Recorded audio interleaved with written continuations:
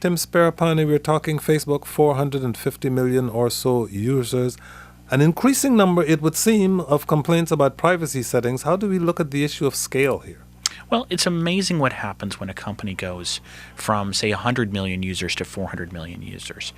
The way that people use the service evolves over time, and the number of people who are already intersecting with their friends online has changed dramatically. That's what happens when you have scale. And the companies had to adapt.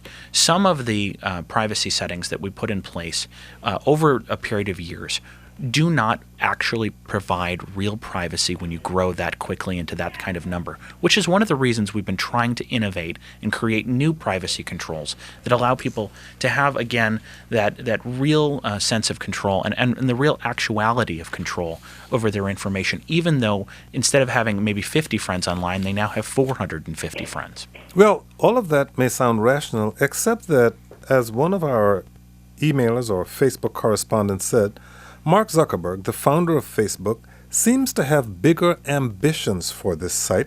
What is your long-term plan for Facebook? Because obviously what's going on is a part of this. So the long-term plan is to continue to build a great communications tool, which allows people ever more interesting ways to connect and share, not only with their friends, but the world around them. And part of what we've done over the last month is give people the opportunity to sort of broaden their digital identity, to sort of, in the same way that we wear our sporting apparel that signifies that we're a fan of a particular sports team. In my case, it's the Georgetown Hoyas. We're allowing people to do the same thing digitally online, and it turns out there's a deep-seated psychological need that people have to explain themselves and to put their best sense of themselves forward for people on the World Wide Web to see. We're allowing them to do that. We're creating tools that allow it to happen. I think we're pretty excited about it. Ryan, I would suspect you would characterize the long-term plan of Facebook slightly differently. I think most people signed up with Facebook as a way to share stories, find old friends, and share photos with family. What Facebook wants to grow into is the center of your online identity, where you define yourself, and it sits at the center of the internet, and that it wants to eventually become the giant of online display advertising based on all the information it's collected on its hundreds of millions of users. I think people need to understand that Facebook doesn't really see itself as a place for simply sharing information with their friends and family. They really see it as a place where you're going to define yourself online, and everything you do, or most everything you do online, will flow through your Facebook profile.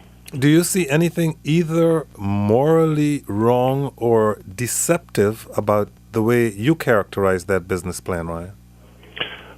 No, but I think that people get wary of the companies that get really big. So it's the reason that people feel like Google is often Big Brother, even when they can't point to a kind of an instance of something that really kind of freaks them out. So I think people are growing to be wary of Facebook, and I think they ought to be. I think online identity is way too important to be left in the hands of one giant company. Tim Sparapani.